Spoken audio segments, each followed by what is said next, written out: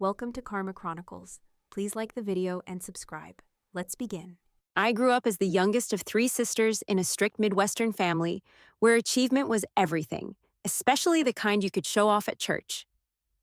Danielle, my oldest sister, was the golden child, beauty queen turned surgeon, with a house in the suburbs, a handsome husband, and two perfect kids. Then there was Emmy, the brainiac. College scholarships practically fell into her lap, and she made it look easy. Meanwhile, I was the artsy one, always in the garage, painting or designing clothes, sewing weird stuff, and skipping dances to work on my Etsy shop. Every Sunday dinner, Mom and Dad would gush about Danielle's latest surgery or Emmy's academic awards. They'd glance at me, expectantly. "So, are you still selling crafts?" they'd ask. I dropped out of fashion school to launch a clothing line that mixed upcycled materials with high-tech fabrics. No one in my family got it. "You need a real job, Amanda," my dad would say, shaking his head.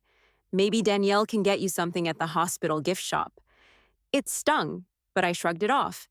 Every time I tried to explain my vision, I got the same look. Like I was a kid playing dress-up, not a real adult with a real future. But that was the thing. They couldn't see what I was building. They couldn't see that I wasn't playing at anything. I was making something that would change everything. 3 years ago, at the annual Christmas Eve dinner, it was the same routine. Danielle launched into her speech about her new position as chief of surgery, about how she was mentoring young women in medicine, and how proud she was of the hospital's latest breakthroughs. The family clapped. They always clapped. Everyone loved the golden child. Uncle Gary, who never failed to be a thorn, looked up from his plate and smirked. "Still working on that fashion blog?" he asked, clearly amused. Before I could even say anything, Danielle chimed in, her voice dripping with sarcasm. "Mandy still thinks she's going to be the next Vera Wang, don't you?" I felt my face heat, but I tried to keep my voice steady. "It's not a blog, Danielle. It's a brand, wearable tech." "Oh, right. She waved me off like I was some annoying fly, buzzing around her success. "You make t-shirts that light up, right?" Mom, who'd been quiet until then, nodded in agreement, her eyes narrowing like she was disappointed in me all over again. "Maybe someday you'll get serious about your future, honey. You're almost 30, you know?" I wanted to scream, but I didn't. Instead, I tried again. "It's not just t-shirts. I'm working on smart fabrics, tech that could change the way we wear clothes. There's real potential here." Grandma, who usually made me feel like I was the only one who understood her, leaned in. "Back in my day, we didn't play dress up into our 30s, she said, her tone sweet but firm. I stared at my plate, the mashed potatoes suddenly dry in my mouth. I wasn't sure what was worse, the fact that they didn't get it, or that I'd spent my whole life hoping they would. I couldn't make them see. I'd tried 100 times, tried explaining the science behind the tech, tried showing them the blueprints, the models, the little prototypes that I'd poured everything into, but no one listened. To them, I was just the girl who couldn't let go of her teenage dreams. They saw me as that artsy, aimless kid who skipped out on the college path to chase some out-there idea of success. "You know," Danielle said, her voice soft like she was offering me some rare gift of wisdom, "maybe you should just get a real job. Something stable." Her words hit harder than I expected. Not because they were new, this was the same speech she'd given me 100 times, but because it was so final. It was like she was writing me off for good. I wanted to tell her that I was doing something real, that I was building something that mattered. But I didn't. I just sat there, feeling smaller and smaller with each passing second. I could feel the eyes of my parents on me, waiting for me to justify myself, to prove that what I was doing wasn't just a phase. The worst part? I couldn't. Not to them. They wanted their success in the form of certificates and titles, things they could frame on a wall, things that fit in with the world they understood. And me. I was never going to fit that mold. The rest of the dinner passed in a blur. I ate, nodded, smiled at the right moments, but my mind was somewhere else, drowning in the same thought that always followed these dinners. I'll never be enough for them. 3 months later, I was hunched over my sewing machine, trying to fix a glitch in one of my heat-reactive jackets when my phone rang. I didn't recognize the number, but I figured it was probably someone from one of the tech forums I'd been posting in, or maybe one of the customers who needed help. I answered, half focused on the jacket. "Hi, is this Amanda?" A woman's voice asked, smooth but businesslike. "Yeah, this is Amanda. Who's this?" "This is Carla from Wired magazine." She said it like it was supposed to mean something, and for a second, I froze. I was pretty sure I hadn't even heard of anyone named Carla at Wired, so I figured this was some kind of prank. I half laughed. Is this a joke? You're really calling from Wired? No joke, she said, a slight edge to her voice. We've been following your work, Amanda. Your techwear brand has caught the attention of industry analysts, and we want to feature you in our Founders to Watch cover story. I almost dropped my phone. Wait, what? We're calling you the Tesla of textiles. She said it like it was the most natural thing in the world, but I just sat there in stunned silence. Tesla. I felt like she'd slapped me across the face with that comparison. Okay, I said, unsure how to even react. What exactly are you? We've been following your Kickstarter campaigns, your patents, your interviews in niche outlets. Investors are fighting over your concept. The market is blowing up, and we want to feature you in our upcoming issue. My heart was pounding. I glanced around my studio apartment. The one that looked more like a fabric bomb had gone off than a place where anyone was running a real business. Scraps of fabric piled in every corner, soldering tools scattered on the workbench. I was still wearing a stained t-shirt, my hair pulled back in a messy bun, and the only thing that made this space even vaguely professional was the giant whiteboard covered in sketches and plans. This had to be a mistake. I'm not sure what to say, I muttered. Are you sure you have the right person? Amanda, I've seen your work. I know who you are, and trust me, you're the one we want. We'd like to feature you on the cover. She said it like it was an offer I couldn't refuse. I swallowed hard, trying to keep my voice steady. This is real. It's very real, she assured me, and then she laughed softly. I'm guessing you didn't see this coming. Not in a million years. I was barely holding it together, but I didn't want to embarrass myself. I cleared my throat. Okay, yeah, let's do it. I'm in. Great, Carla said. We'll be in touch. You've got a lot of people excited about what you're doing. We'll need a bio and some photos, nothing fancy, just a few shots of you with your work. And we'll set up a time for an interview. I said goodbye, hung up, and stared at the phone for a full minute, feeling like I was in some sort of alternate reality. I didn't even notice the jacket I'd been working on until it slid off the table and onto the floor. Still in shock, I sat down on the edge of my couch, surrounded by piles of fabric and old prototypes. I didn't know if I should laugh, cry, or just keep sitting there staring at nothing. I felt like someone had handed me a golden ticket, but I wasn't sure I was worthy of it. The next morning, the article went live.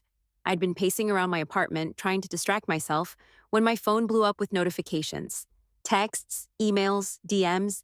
It was like I was drowning in them. I sat down to check it all, my fingers shaking as I clicked on the link. I nearly dropped my phone when I saw it. My company was listed at $2.8 million, and the article was full of praise for my work, highlighting the patents, the tech behind the fabric, and how quickly the market was growing. Investors were calling me the next big thing in wearable tech. I couldn't even process what I was reading. I had always dreamed of this kind of recognition, but I never actually thought it would happen. $2.8 million. I blinked at the number on the screen like it was a joke, but it wasn't. This was real. And for the first time in my life, I realized maybe I wasn't crazy after all. The day the article dropped, my phone wouldn't stop buzzing. Agents, designers, venture firms, hell, even a rep from Nike. Everyone wanted a piece of me, and I couldn't decide if I was overwhelmed or just in shock. But the weirdest call came from Mom. Her voice sounded off, like she didn't know whether to be proud or freaked out. We saw the article. Is it true? Your company's worth that much? She asked, her tone tight, almost strained. Yeah, Mom. It's true, I said, trying to keep it together. The company's valued at $2.8 million right now, and there's a lot of buzz about the tech we're developing.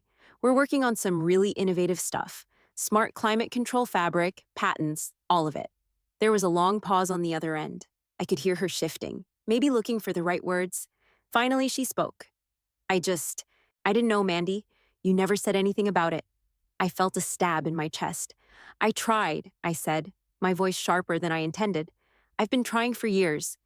But you all just thought I was playing dress up. Remember? The silence on the other end felt heavy, like it was filling up the space between us. Then I heard the soft click of a button, and Mom's voice came back, muffled. She's on speaker, she said, And suddenly, I could hear Dad and Danielle in the background. Wait, Danielle's voice cut through. You're saying this whole thing is real. This is what you've been doing all this time. Yeah, Danielle, I said, trying to keep my tone even. This is exactly what I've been doing. There was a pause, then Dad chimed in, sounding almost disappointed. Why didn't you tell us, Mandy? You know, if you had just focused a little more on a real job, this might not be such a surprise. I felt my stomach tighten. Dad, I've been trying to tell you. Every time I brought it up, you brushed it off, told me to get a real job. Remember, Danielle interrupted, her voice defensive like she was caught off guard. Well, if it was such a big deal, why didn't you tell us more about it? Why keep it a secret? I didn't keep it a secret. I shot back, frustration bubbling over. I told you what I was working on, but you all kept laughing it off. Remember Christmas dinner, when you all just assumed I was still making light-up t-shirts? It never mattered to you. I was never serious enough, not to you at least. Another silence, and then Dad spoke, softer now. We just didn't get it, Mandy. We thought you were wasting your time? I know you did, I said, almost to myself. I didn't even have the energy to be mad anymore. But I didn't give up on it. I knew it would take time to prove it, and now I don't have to prove anything to you. It's real. It's working. Mom was quiet for a while, then said, So, what happens now? I don't know, Mom. But I'm not the same person I was when I left fashion school. This isn't just a hobby anymore. It's my future. It's everything I've worked for. Danielle spoke again, and this time her voice was different, soft, almost like she was trying to find her footing. I didn't know, Mandy. I didn't understand. I'm sorry. The words caught me off guard. I had expected something else, maybe more of the same condescending pity or passive-aggressive comments. But this felt different. Still, I wasn't sure if I should believe her. Was this real? Or was she just trying to fix things because it was too late for her to pretend she hadn't been wrong? It's fine, Danielle, I said finally. I don't need an apology. I need you to understand that this was always real to me. I never stopped believing in it. The call ended a few minutes later, and I sat there holding my phone, feeling more unsettled than I had in a long time. My family had finally seen me, but part of me wasn't sure how to feel about it. I wasn't the same person they remembered, and I didn't know if they would ever really see me the way I saw myself now. But for the first time, I wasn't waiting for their approval anymore. A month later, Danielle invited me to her 40th birthday party. It was one of those formal events at a country club with white glove servers circulating drinks and a string quartet playing in the background. It felt like the kind of night where everyone in the room knew exactly where they stood, and I was the awkward outsider, still adjusting to this new version of myself. I usually hid near the shrimp cocktail table, making small talk with the relatives who barely knew my name. But this time, things were different. People were actually seeking me out. The first few were polite. Hey, heard about your company? That's pretty cool. But as the night wore on, the questions got more specific. So tell me about adaptive fashion. What exactly does textile intelligence mean?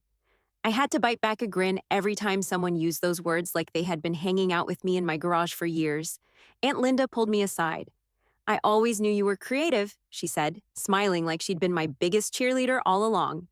I nodded, knowing full well that Aunt Linda had never once shown the slightest interest in my work until it was on the cover of Wired. Still, I didn't call her out on it. Instead, I just smiled back. Even some of Danielle's hospital board friends came over, shaking my hand with a little too much enthusiasm. One of them, a woman in a navy blue dress with too much jewelry, asked if I had a business card. I'd love to connect you with someone at MIT, she said. They're doing some groundbreaking research on fabric tech. You might want to get in on that. Yeah, sure. I'll get that to you, I said, feeling the rush of attention start to make me dizzy. I wasn't used to this kind of treatment, especially not from people who had previously ignored me or written me off as the artsy sister. The evening dragged on, and the clink of silverware and the murmur of small talk felt like it was coming from somewhere far away. I kept thinking about the last time I'd been here, when they barely noticed I was alive unless they had something condescending to say. And now, here I was, surrounded by people who suddenly cared about my adaptive fashion. I wanted to laugh, but I also couldn't help feeling a little vindicated. But Danielle barely spoke to me the entire night. I caught a few glimpses of her standing in tight circles with her colleagues, smiling that perfect, practiced smile of hers. She didn't seem angry, exactly, just distant. I thought maybe she was still processing everything, or maybe it was just easier to ignore me now that my success was impossible to deny. Near the end of the night, when most people were heading for the exits or clinking glasses by the bar, Danielle finally approached me. Her heels clicked against the marble floor as she walked toward the patio where I was standing, alone with my thoughts. She paused for a moment, her arms crossed, eyes scanning the crowd before turning to me. "You've really made it," she said, her tone flat, like she was trying to sound impressed but couldn't quite get there. "It's impressive." I didn't know what to say. For a split second, I wanted to tell her that I didn't need her approval, that I wasn't here for her to validate me. But something in her voice stopped me. It was a crack in the armor, a shift in the way she saw me. It was strange hearing her say that, because it wasn't the praise I'd been waiting for. It wasn't warm. It wasn't even close to an apology. But it was something, and maybe that was enough. "Thanks," I said finally, keeping it simple. "It took a lot to get here." She looked down at the ground, as if unsure how to keep the conversation going. Then she shifted on her heels and glanced back toward the party. "Yeah," she said, her voice barely above a whisper. "I get it now." We stood there for a few more seconds, the words hanging between us, but neither of us said anything else. She eventually excused herself and walked back inside, leaving me alone on the patio, staring out at the twinkling lights of the country club's gardens. It was hard to tell if anything had really changed between us. Maybe it had. Maybe this was her way of acknowledging me, in her own way. But I couldn't bring myself to care anymore. I had gotten where I needed to be without her approval, and I didn't need to prove anything else to anyone. As I walked back inside, my phone buzzed again with more offers, more requests. And for the first time, I realized that it wasn't the approval I'd been craving all along. I was done trying to fit into their world. I was building my own. Danielle's voice broke through the quiet of the patio as I stood there trying to shake off the weird mix of satisfaction and unease the night had left me with. "I've been thinking," she said, a little too quickly, like she'd been rehearsing this in her head. "You know, what you're doing. It's exciting, and I get it now. I really do. I think there might be a place for me in your company. Maybe something like clinical consulting or strategy." For a second, I just stared at her, trying to process what she'd just said.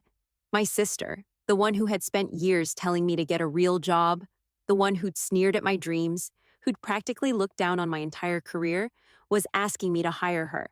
I couldn't believe it. The same woman who had acted like I was some kind of failure just a few months ago was now standing in front of me, asking for a job, a place in my company.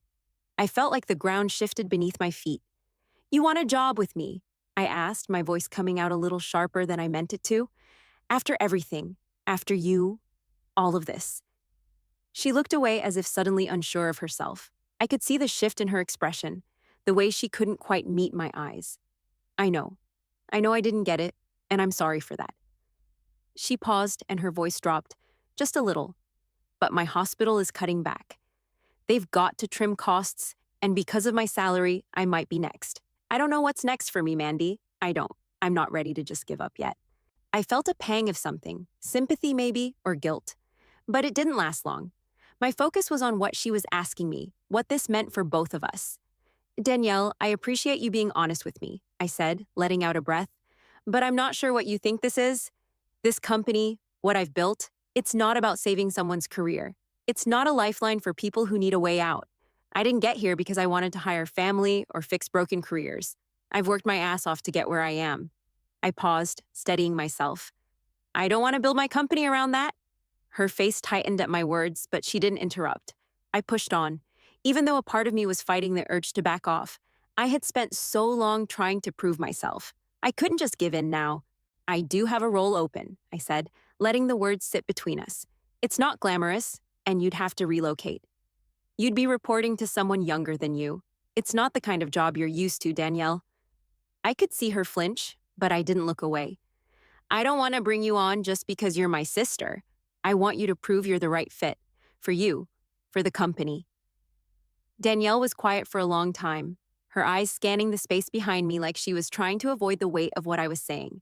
The string quartet could still be heard faintly inside, the soft strains of violins cutting through the cool evening air. Finally, she nodded, slow and deliberate, like she was trying to digest every word. "I'll think about it," she said, her voice small. almost careful. It's a lot to consider. I didn't know what to say to that. I couldn't tell if she was genuinely considering it or just giving me the polite response she thought I wanted. Part of me wanted to believe that she'd finally seen my side, that she understood how hard this all was for me. But another part of me couldn't shake the feeling that this was just another way for her to try and save face.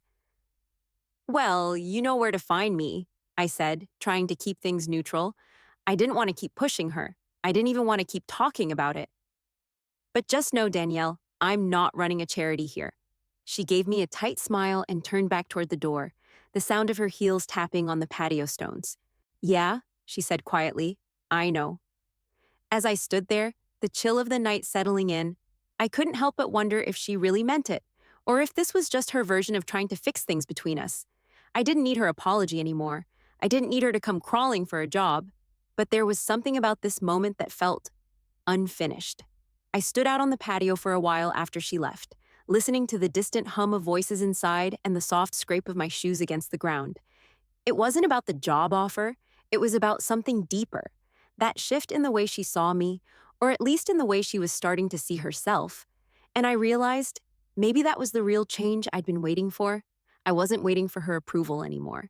But if she could learn something from me now, if she could see me as more than just the little sister who always got it wrong, that would be enough for me. 3 days later, Danielle called me. Her voice was tight, and I could tell something was off the moment I picked up.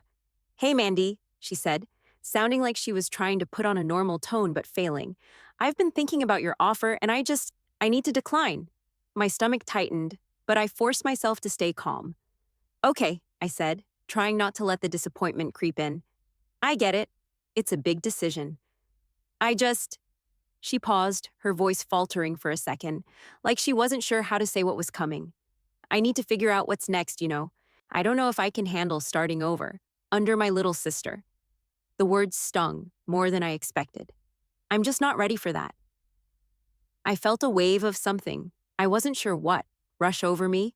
I knew her pride was wrapped up in this. Hell, we were both stubborn as hell, but it still hurt. I understood it, though. I understood what it was like to not want to step down, to admit that things weren't working out the way you planned. I understand, Danielle, I said, keeping my voice steady, even though I could feel the tightness in my chest.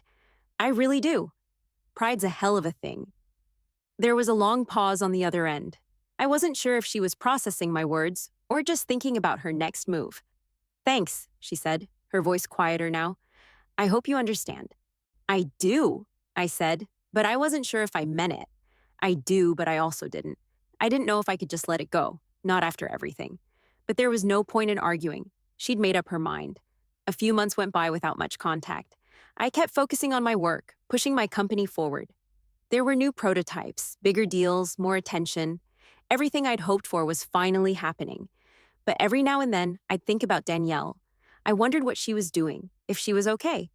I never expected to hear much. The phone calls were always one-sided, with me on the receiving end of updates from other family members or the occasional quick text from her that was too polite to be real. Then, 6 months later, I got a text from Danielle. It was short, but it felt different than the usual pleasantries. It just said, "Can we talk?" We set up a call for that evening. When she answered, her voice wasn't what I expected. There was no facade of control, no hint of her old, polished arrogance.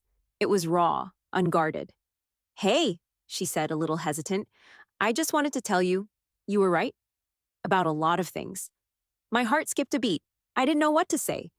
I got laid off, she continued, almost sounding like she couldn't believe it herself. No severance, no goodbye, nothing. They just let me go. I don't know why it's hitting me so hard, but it is. I didn't know how to respond at first. Part of me wanted to say, I told you so, but I didn't. I just listened, waiting for her to keep going. I tried to go the private practice route, she said, almost in disbelief. Did some consulting, but it wasn't what I thought it would be. And then I took a job at a wellness clinic. It's low paying. It's nothing like what I had, but you know what? She paused, and when she spoke again, there was something new in her voice. I feel like I'm finally breathing. Like I'm not under a microscope anymore. I'm not living in the shadow of her anymore. I swallowed hard. Danielle? I didn't know what to say. I'd never expected to hear this from her. I'm not saying it's easy, she continued, but I feel like I'm finally finding something that's mine. Not because of who I'm supposed to be, not because of the hospital or anyone else's expectations. She took a deep breath. And I wanted to tell you, thank you for everything, for not letting me talk you out of it, for making me see what I was missing. I've been so caught up in all of it, but I finally get it. I couldn't speak for a moment. I wasn't sure if she was talking about the job offer or the bigger picture, but I knew one thing. Danielle was finally seeing the world from a place where she wasn't looking over her shoulder, comparing herself to everyone else. I'm glad you're okay, I finally said, my voice steady. I'm glad you're finding your own way. Yeah, she said softly. I think I am. We talked for a little longer, but the conversation felt different than the ones we used to have. There was no competition, no undercurrent of judgment.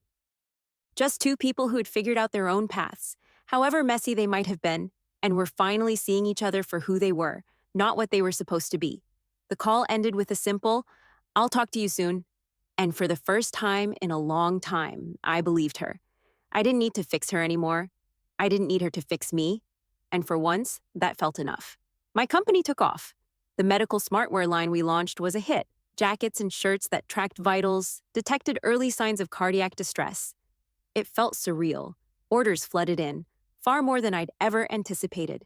Investors tripled their offers, eager to throw money at the next big thing.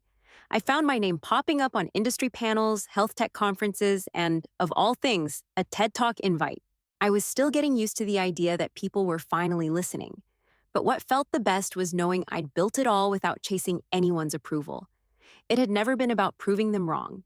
It had been about proving to myself that I was capable, that I could take an idea and make it real, no matter how many people doubted me. And now, when I looked at my team, my company, everything I'd put in place, it wasn't about fame or recognition. It was about knowing I'd stayed true to what I believed in, even when no one else did. The weirdest part. People who once mocked me were suddenly circling back. One of the women from Danielle's hospital board emailed me to ask if I'd be willing to take an intern from her network. She's a brilliant student and she's really into what you're doing, the message said. And there were more. Alumni from my high school, old friends. Even some of the family who had dismissed me at Christmas dinner now asked for internships for their kids, hoping they could get a foot in the door. I didn't respond to most of them, but a few emails stood out. Ones from people who genuinely seemed interested, not just trying to leverage a connection for the future. I gave them a shot. I brought a few of them onto my team. The ones who were actually excited about the work, not the glamour of it all. The ones who understood that this was about more than just the technology. It was about changing lives, not chasing headlines. One afternoon, I caught myself in the middle of a meeting, talking through one of our next product prototypes with a young intern, someone who hadn't tried to network with me when things were tough, someone who was just there for the work. I felt something stir inside me, a quiet satisfaction. I was doing exactly what I'd wanted to do. I wasn't just building a company, I was building something that mattered. I never brought up that Christmas dinner again. There was no need to. What happened that night, what had been said, what had been left unsaid, it wasn't my story to keep rehashing. I didn't need to prove anything to anyone anymore. Not to Danielle, not to my parents, not to anyone who had ever looked at me and thought I wasn't enough. I didn't even care if they'd seen the changes I'd made. What mattered was that I had. Every time I passed by my office window and looked out at the city, my heart would race, not from fear or excitement, but from knowing that I had created something real, and it was mine. Last Christmas, we were back around the same table, roast beef, mashed potatoes, the whole deal. It wasn't anything special, just another holiday dinner, but something had shifted. Danielle was quieter than usual, not distant, just more grounded. She'd started a side hustle designing physical therapy uniforms using recycled stretch fabric, and though I didn't think it would ever be her full-time thing, she was finally doing something on her own terms. It was hard to ignore the change in her, even if she still had her perfect little life all sorted out. Mom leaned over to me between bites of her mashed potatoes. So, honey, tell me about that health initiative you're working on in low-income schools, she asked, a genuine curiosity in her voice. I could tell she was trying to show interest, like she wanted to understand what I was doing for once. I felt the urge to roll my eyes, but didn't. We're working on providing wearable tech that tracks basic health metrics for kids, especially in schools where access to healthcare is limited. It's a way to help detect early signs of things like asthma or heart conditions before they turn into real problems. Dad was sitting back, listening without interrupting for the first time in years. He'd been quiet since I sat down. But this was different. It was like he was actually paying attention. Even Grandma leaned forward, squinting over her glasses. "So, these jackets, they can help people breathe better?" she asked, her voice softer than it used to be. Maybe it was age, or maybe it was just how things were now, but her question felt more like a bridge than a criticism. She wasn't dismissing me anymore. "Yeah, Grandma," I said with a smile. "Exactly that." The conversation moved on, and the evening settled into its familiar rhythm. But there was a shift I couldn't ignore. No one looked at me like I was the odd one out anymore. No one brought up my crafts or tried to explain how I could do better if I just tried harder in a more traditional career. Instead, they were asking about my work, my company, and my future. At the end of dinner, as dessert was being served, Danielle stood up, glass in hand, her voice catching the attention of everyone in the room. "To Amanda," she said, raising her glass a little higher, "for showing us that success can look different than we expected, and for proving that purpose beats prestige any day." The entire table raised their glasses, clinking them together with a chorus of cheers. For a second, everything around me seemed to fade out. The clink of glass, the hum of the kitchen, the chatter from the other end of the table. All I could hear was the steady thrum of my own heartbeat, a little louder than usual, like it was trying to remind me of something important. I looked around at the same faces that once saw me as the failure, the one who would never amount to anything. Now they were toasting me, acknowledging my success, even if it came in a form they didn't understand at first. But I didn't feel the rush of victory. I didn't feel the urge to say anything back, to make them see me for all the things I'd accomplished. I didn't need to prove anything anymore. I just smiled. Not because I'd proven them wrong, but because I'd stopped needing to, and that I realized was the real victory.